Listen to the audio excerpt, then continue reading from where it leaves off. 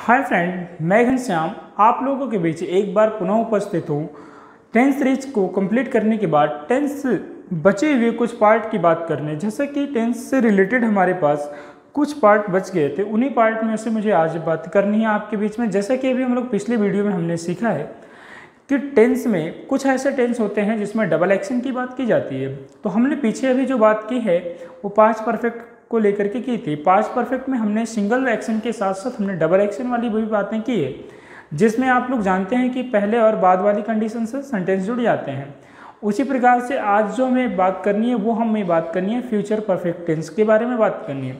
लेकिन बात यह है कि फ्यूचर परफेक्ट टेंस के बारे में बात करने के साथ साथ मैं बताऊं कि फ्यूचर परफेक्ट एक ऐसा टेंस है जिसमें सिंगल सेंटेंस के साथ साथ डबल सेंटेंस के बारे में भी बात की जाती है, यानी डबल एक्शन इसमें आता है। डबल एक्शन बोलो तो इसमें दो काम किए जाएंगे, एक काम पहले होगा और दूसरा काम बाद में किया जाएगा। तो बात आती है यहाँ पे ट्रांसलेट कैसे किया जाएगा। मुश्किल तो होगा ही होगा, क्योंकि अभी तक जो हमने सीखा है वो कौन सा सीखा था, सिंगल एक्शन। और सिंगल एक्शन में कोई प्रॉब्लम नहीं आ रही थी, बट डबल एक्शन होगा तो प्रॉब्लम तो आनी है, लेकिन प्रॉब्लम बिल्कुल नहीं आएगी। बस आप बने रहिए वीडियो में। तो बस मैं इतना बताना चाहूँ कि जब भी हम डबल एक्शन की बात करेंगे तो एक एक्शन हमारा जो होगा वो हमारा पहले समाप्त होगा और दूसरा बाद में समाप्त होगा। तो पहले समाप्त होने वाले एक्शन को हम ट्रांसलेट करेंगे फ्यूचर परफेक्ट में। लेकिन एक चीज़ ध्यान देना होगा, जैसा कि आप पास्ट परफेक्ट के दौरान डबल एक्शन सेंटेंस को ट्रांसलेट करते समय देखें कि पहला सेट जो समाप्त हुआ था काम उसे आपने किया था पास्ट परफेक्ट में, और जो बाद में समाप्त हुआ था आपने उसे बनाया था पास्ट इंडेफिनिट में। लेकिन फ्यूचर परफेक्ट में बिल्कुल रहना पड़ेगा आपको सावधान, क्योंकि पहला जो काम समाप्त होगा वो तो परफेक्ट में रहेगा, यानी फ्यूचर परफेक्ट में बनेगा। लेकिन जो बाद में समाप्त होगा वो फ्यूचर इंडेफिनिट में नहीं होगा, वहाँ पे बदल जाएगा, क्योंकि फ्यूचर अपने से लगाव नहीं रखता। इसे कहता मुझे अपने से लगाव नहीं है, तो ये बदल लेता है। और बदल लेता है क्या है, यानी इंडेफिनिट टेंस जो होता है वो प्रेजेंट इंडेफिनिट को लेगा, फ्यूचर इंडेफिनिट को नहीं लेगा। तो इन सारी बातों को अगर जानना है तो बने रहिए वीडियो में विदाउट स्किप किए हुए। मुझे उम्मीद है कि आप सब लोग बने रहेंगे इन चीज़ों को आसान भाषा में सीखने के लिए। तो चलिए बिना देर किए हुए चलते हैं, देखते हैं कि बोर्ड पे क्या कुछ हमने आपके लिए आज लाया हुआ है। ठीक है, तो चलिए देखते हैं। यहाँ पे मैं अगर सबसे पहले बात करूँ तो यहाँ पे देखिए डबल एक्शन है, मैंने जैसा कि बताया। अब बात किसके अंतर्गत करनी है, फ्यूचर परफेक्ट टेंस के अंतर्गत बातें करनी है। अब यहाँ पे हम लोग लेते हैं, जैसे कि मैंने पहले ही बता रखा है कि दो काम आएंगे, एक काम पहले समाप्त होगा और एक काम बाद में समाप्त होगा। जो काम पहले समाप्त होगा वो परफेक्ट में बनेगा, यानी फ्यूचर परफेक्ट, और जो बाद में समाप्त होगा वो प्रेजेंट इंडेफिनिट। याद रखिएगा। तो चलिए इन चीज़ों के साथ आगे बढ़ते हैं और सेंटेंस को पढ़ते हैं। डॉक्टर के आने से पहले मरीज मर चुका होगा। बिल्कुल आपने सही पढ़ा है, डॉक्टर के आने से पहले मरीज मर चुका होगा। सिंपल सी बात है, अगर डॉक्टर पहले आ जाता तो मरीज के मरने के चांसेस कम होते हैं। वो बाद आए ही बाद में, कोई बात नहीं, वो तो रही है चीज़ें अलग, लेकिन हमें यहाँ देखना है कि डॉक्टर के आने से पहले मरीज मर चुका होगा। तो यहाँ आप समझ रहे हैं कि एक काम है डॉक्टर का आना और दूसरा है मरीज का मर जाना।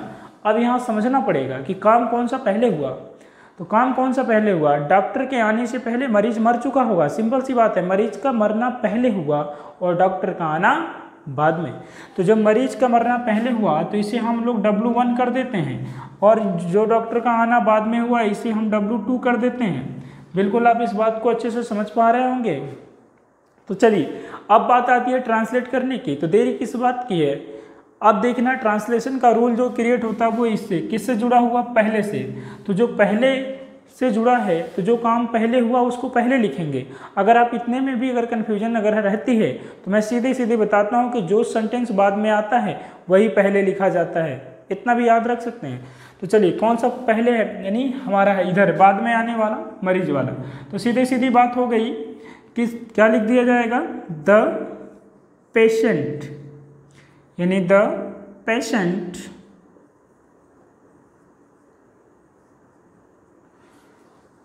हम फ्यूचर में बनाना है। फ्यूचर की सहायक क्रिया होती है विल, हैव, और मरने की अंग्रेजी सीधे सीधे आपको पता है कि क्या होना चाहिए, डाइड। तो the patient will have died. अब कब, पहले, पहले की अंग्रेजी क्या ली जाएगी, पहले की अंग्रेजी ली जाएगी बिफोर। अब डॉक्टर के आने से, तो यानी कि डॉक्टर का आना जो है ये किस में बनेगा, इंडेफिनिट में बनेगा, लेकिन फ्यूचर इंडेफिनिट नहीं, प्रेजेंट इंडेफिनिट में बनेगा। तो यहाँ ले लिया जाएगा दी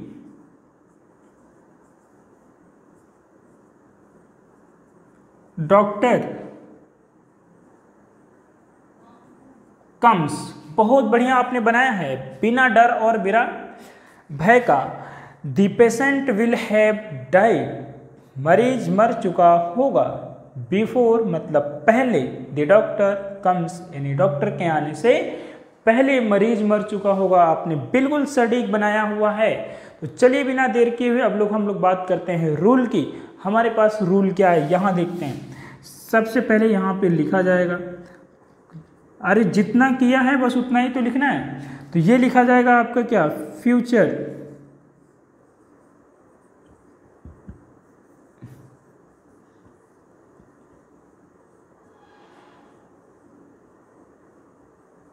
फ्यूचर परफेक्ट टेंस। अब फ्यूचर परफेक्ट टेंस के बाद आप एक चीज़ देखेंगे कि यहाँ पे इस तरह से कुछ एक्शन बनाया जाएगा और वो एक्शन आपको काम आएगा। देखिए फर्स्ट वर्क, आपने जो पहला काम किया वो पहला काम किस में बनाया है, फ्यूचर परफेक्ट में बनाया है। और इसको बनाने के बाद आपने लिया हुआ है बिफोर, क्या लिया हुआ है, बिफोर। और इसके बाद आपने सेकेंड वर्क की बात करेंगे।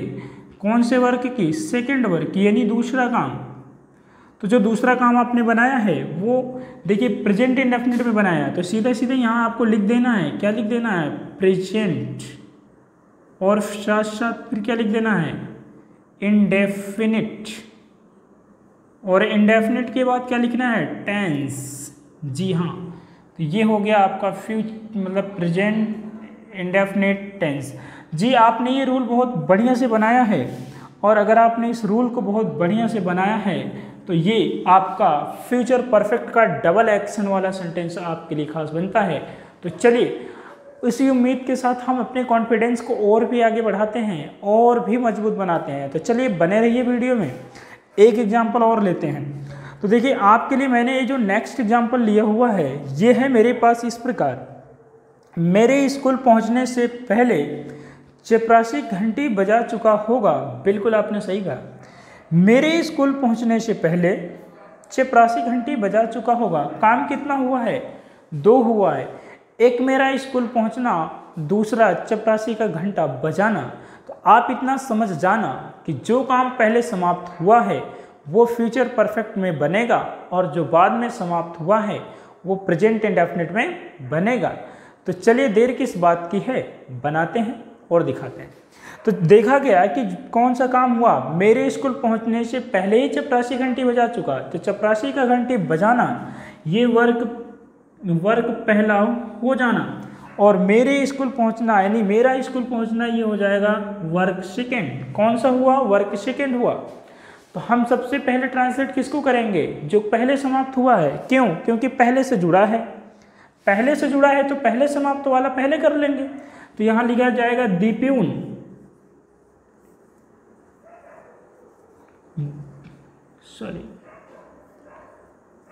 दीप्यून। अब बात आती है परफेक्ट की, तो हेल्पिंग वर्ब होती है विल हैव और शैल हैव। चूंकि यहां लेना पड़ेगा विल हैव, क्या लेंगे हम लोग, विल। और इसके बाद क्या लेंगे, है। अब बजाने की अंग्रेजी होती है रिंग, लेकिन हमें चाहिए थर्ड फॉर्म। तो रिंग, रैंग, रंग, यानी तीसरा फॉर्म क्या होगा, रंग होगा। यहाँ लिखना पड़ेगा RUNG, क्या, रंग। क्या बजाने की बात की है, घंटी। तो यहाँ पे लिख दिया जाएगा रंग दी बेल। क्या लिखा जाएगा, रंग दी बेल। अब बात आती है किससे जुड़ा है सेंटेंस, पहले से जुड़ा है, इसलिए इसकी अंग्रेजी क्या लिखेंगे, बिफोर लिखेंगे। बहुत ही बढ़िया है, आप समझ रहे हैं कि दीप्यून will have rung the bell before. अब मेरे स्कूल पहुंचने अर्थात मेरे की अंग्रेजी हम यहाँ पे लेंगे आई, पहुंचने की अंग्रेजी हो जाएगी आपकी REACH, मतलब रीच। अब बात कहाँ पहुंचने की, स्कूल। तो स्पेस थोड़ा कम है, मैं यहाँ लिख देता हूँ, समझ लीजिएगा, रीच स्कूल, फुल स्टॉप लग गया। जी दोस्तों आपने बहुत बढ़िया बनाया कि दीप्यून will have rung the bell before I reach school, मतलब मेरे स्कूल पहुंचने से पहले चपरासी घंटी बजा चुका होगा। और आप इसी के साथ साथ फ्यूचर परफेक्ट का डबल एक्शन सीख चुके होंगे, वो भी किसके साथ, पहले से जुड़ेगा तो। अब इसी का जो एक और पार्ट हमारे पास होता है, पहले वाले शब्द से जो हमारा सेंटेंस जुड़ रहा था वहीं पर अब जुड़ेगा बाद वाले सेंटेंस, मतलब बाद शब्द से। तो चलिए बिना देर किए हुए देखते हैं कि बाद शब्द से जुड़ने वाले को ट्रांसलेट हम कैसे करेंगे। तो चलिए बने रहिए वीडियो में। देखिए अब हम बात करेंगे यहाँ आफ्टर किससे जुड़ रहा है, हमारा आफ्टर से जुड़ रहा है। तो हम आफ्टर से जुड़ने वाले सेंटेंस को देखते हैं। यहाँ कहा गया कि चोर के भाग जाने के बाद पुलिस आ चुकी होगी। बिल्कुल आप सही सुन रहे हैं कि चोर के भाग जाने के बाद पुलिस आ चुकी होगी। काम कितना हुआ है, काम कितना, 2 हुआ। एक चोर का भागना और दूसरा पुलिस का आना। तो मुझे समझ में आना एक काम पहले हो जाना और एक काम बाद में होना। तो कौन सा काम पहले हुआ, चोर के भाग जाने के बाद पुलिस आई थी ना, तो चोर का भागना पहले हुआ, पुलिस का आना बाद में हुआ। तो यानी ये वाला चोर का भागने वाला काम ये हमारा W फर्स्ट है और ये W2 यानी सेकंड हो जाएगा। तो अब बात आती है ट्रांसलेट की। तो देखिए सेंटेंस जुड़ा किससे है, किससे जुड़ा है, बाद शब्द से जुड़ा है। तो जो बाद शब्द से जुड़ा है तो बाद वाला ही पहले लिखा जाएगा। और रही कि ट्रांसलेट की कंडीशन क्या है, तो जो पहले समाप्त होता है वो परफेक्ट में ट्रांसलेट होता है और जो बाद में समाप्त होता है वो इंडेफिनिट में होता है। इतना तो नहीं भूलेंगे आप। फ्यूचर परफेक्ट यानी जो पहले समाप्त होगा वो फ्यूचर परफेक्ट में और जो बाद में समाप्त होगा वो फ्यूचर इंडेफिनिट में बनाया जाएगा, सॉरी प्रेजेंट इंडेफिनिट में बनाया जाएगा। इस बात को नहीं भूलेंगे आप। तो चलिए देखते हैं। सबसे पहले पुलिस यानी ये हमारा सेकेंड वर्क है, तो ये बनेगा इंडेफिनिट में। तो यहाँ लिखा जाएगा द पुलिस। अब आ चुकी होगी मतलब आई, तो पुलिस कम, पुलिस कम। अब क्या हो गया, बाद की अंग्रेजी क्या होगी, after. The police come after, चोर के भाग जाना, भगा देंगे चोर को, फ्यूचर परफेक्ट में बनाएंगे। तो द थिप विल हैव, भागने की अंग्रेजी लिखी जाएगी यहां पे run away. The police come after the thief will have run away. बिल्कुल आपने सही बनाया कि चोर के भाग जाने के बाद पुलिस आ चुके होगी। मुझे पूरा उम्मीद है कि आप समझ चुके होंगे। अगर आप समझ चुके हैं तो रूल बनाने में देरी किस बात की है और किससे डर और किससे भय। बनाते हैं रूल अभी। देखिए सबसे पहले जो हमने काम किया वो था प्रेजेंट इंडेफिनिट को लिखा, यानी रूल में ये तरह से लिखा जाएगा। सबसे पहले हमने किसको लिखा है, प्रेजेंट इंडेफिनिट टेंस। ठीक है, अब प्रेजेंट इंडेफिनिट टेंस के लिखने के बाद हमने एक स्ट्रक्चर अपना लिया। वो स्ट्रक्चर हमारा ऐसे था, ठीक है, कि जो सेकंड वर्क था उसको हमने बनाया इसमें सेकंड वर्क, और सेकंड वर्क के बाद हमने क्या लिखा, आफ्टर, और आफ्टर के बाद हमने कौन सा काम लिया, W फर्स्ट कर दीजिए, यानी पहला काम। अब पहला काम जो था वो किस में बनाया गया था, फ्यूचर परफेक्ट टेंस में बनाया गया था। ये है रूल आपका ना, आपके लिए खास है भाई, बहुत इंपॉर्टेंट है, आप समझिए इस चीज़ को। तो जैसा कि आपने ये रूल बना लिया तो मुझे उम्मीद है कि आप अच्छे से समझ पा रहे होंगे। तो उस समझ को और भी स्ट्रांग बनाने के लिए, और भी मजबूत करने के लिए, यानी अपने कॉन्फिडेंस का लेवल बढ़ाने के लिए एक एग्जाम्पल और हम लेते हैं। तो चलिए देखते हैं कि एग्जाम्पल हमारे पास और क्या है। तो अगला वाला एग्जाम्पल मेरे पास इस प्रकार है कि मेरे घर पहुँचने के बाद पिताजी आ चुके होंगे। बिल्कुल मैं समझ रहा हूँ, काम कितना हुआ, 2। एक तो मेरा घर पहुँचना और दूसरा पिताजी का आना। तो इतना तो समझ जाना कि एक काम पहले हुआ और एक काम बाद हुआ। तो कौन सा काम पहले हुआ, मेरा पहुँचना और फिर पिताजी का आना। तो मेरा काम, जो मेरा पहुँचना वो पहले, पिताजी का आना बाद में। तो ये नहीं, इसको हम कर देंगे W फर्स्ट और इसे हम कर देंगे W2। ठीक है, अब बात आती है कि ट्रांसलेट कैसे होगा। तो पहले P से परफेक्ट, इतना तो सेट है। बचा हुआ इंडेफिनिट होता है, यानी बाद वाला किस में करेंगे, इंडेफिनिट में करेंगे। अब रही बात कि हम लिखेंगे कहाँ से, तो लिखने वाली बात बताता है ये बीच में जो जोड़ता है, जोड़ा कौन है इसको, दोनों सेंटेंस को, बाद। तो बाद वाला सेंटेंस पहले लिखेंगे।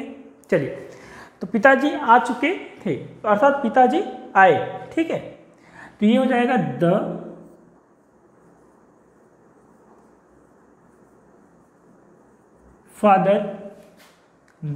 Father comes. अब बाद की अंग्रेजी क्या लिया जाएगा, आफ्टर। अब इसके बाद है मेरा घर पहुंचना, अर्थात यहां हो जाएगा कि आई शैल है, पहुंचने की अंग्रेजी रीच्ड। तो ये हो जाएगा REACHED, मतलब रीच्ड, कहाँ पहुंचे, घर। तो सीधे सीधे लिख दिया जाएगा रीच्ड होम। बिल्कुल आप सही समझ पा रहे होंगे मेरे दोस्तों, जैसे कि ये बनके तैयार हो गया आपके सामने। मेरे घर पहुंचने के बाद पिताजी आ चुके होंगे, और इंग्लिश इस तरह आप बना चुके होंगे, the father comes after I shall have reached home. तो इसी के साथ ये आज हमारा फ्यूचर परफेक्ट का डबल एक्शन वाला सेंटेंस कंप्लीट होता है। मुझे उम्मीद है कि आप लोग बहुत बढ़िया ढंग से समझे होंगे। तो चलिए, एक रिक्वेस्ट है आप लोगों से, इसी के साथ साथ आप समझे हैं इस खुशी में कि आप लोग यदि वीडियो पसंद आती है तो आप लोग लाइक, शेयर एंड सब्सक्राइब करना नहीं भूलेंगे जी। और साथ साथ एक बात और है कि जो कुछ अगर आप महसूस करते हैं वीडियो देखने के बाद, गुड और बैड, मेरे कहने का मतलब व्हाट यू फील, जो आप महसूस करते हैं उसे कमेंट बॉक्स में राइट जरूर किया करें। ये भी मेरी एक रिक्वेस्ट है। तो आज के लिए दोस्तों इतना ही है। Thank you so much, bye bye.